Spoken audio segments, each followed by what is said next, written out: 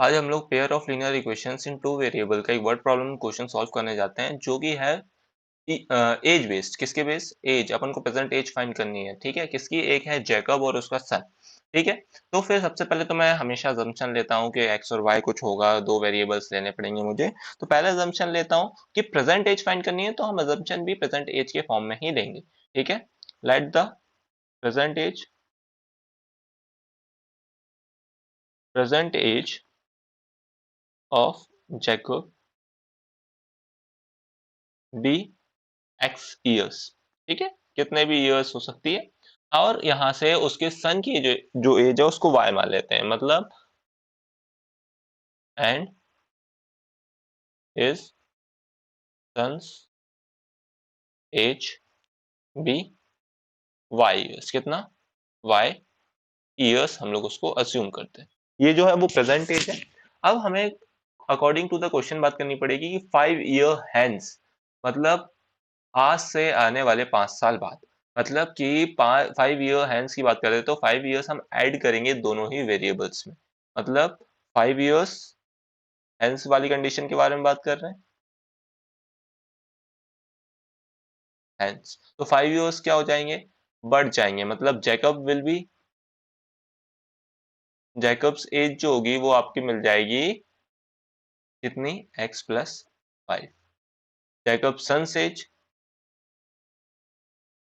वो कितनी मिल जाएगी आपको?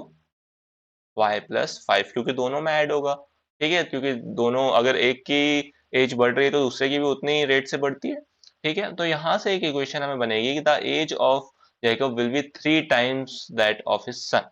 तो फिर अगर 5 साल बाद जैकब की जो एज है वो x+5 है, तो वो 3 टाइम्स होगी। कितने टाइम्स? 3 टाइम्स होगी उसकी सन की एज की। सन एज कितनी है? y+5।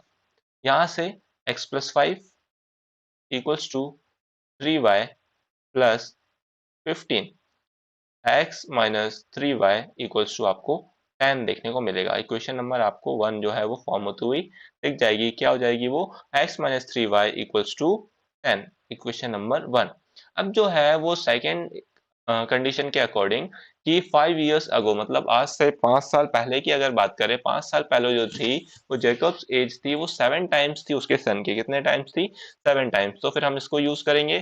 5 ईयर्स अगो की बात कर लेते हैं पहले। आज से 5 साल बाद की हमने बात कर ली, अब पहले की बात कर लेते हैं। 5 ईयर्स अगो, 5 ईयर्स अगो की बात कर लेते हैं। तो जैकब की एज जो हो जाएगी वो हो जाएगी x-5, क्योंकि 5 साल पहले है। और सन की जो एज जाएगी वो हो जाएगी कितना? y-5। कितने टाइम्स थी? 7 टाइम्स। मतलब x-5 will be 7 times of y-5। यहाँ से हम लोग को इस इक्वेशन को सॉल्व करना होगा।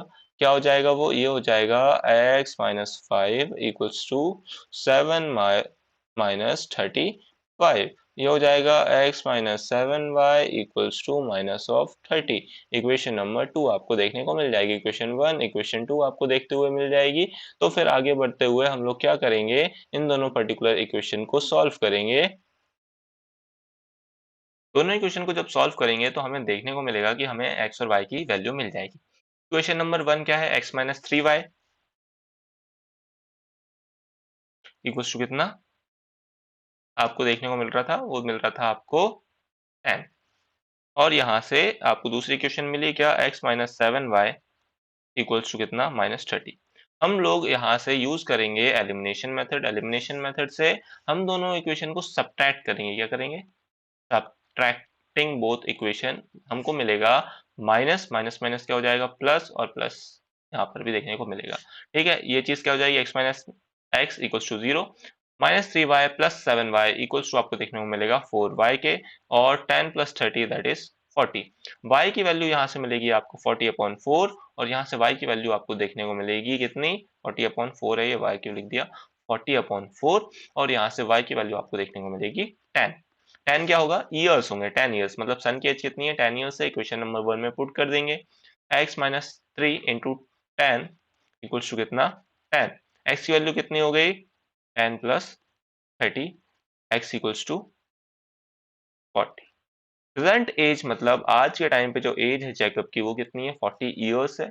और वाई की मतलब उसके सन की जो एज है वो कितनी है आपको 10 ईयर्स देखने को मिलती है। इसी तरीके से आप कोई भी क्वेश्चन सॉल्व कर सकते हैं, भले ही आपको एडिशन हो आज से 5 साल बाद, 10 साल बाद, 2 साल बाद, 3 साल बाद, या फिर उससे 3 साल पहले, 4 साल पहले, जितने भी टाइम्स होगी वो लिख लेंगे, जितने ज्यादा होगी वो भी लिख लेंगे, और हम सारे एज रिलेटेड क्वेश्चन यहाँ से सॉल्व कर सकते हैं।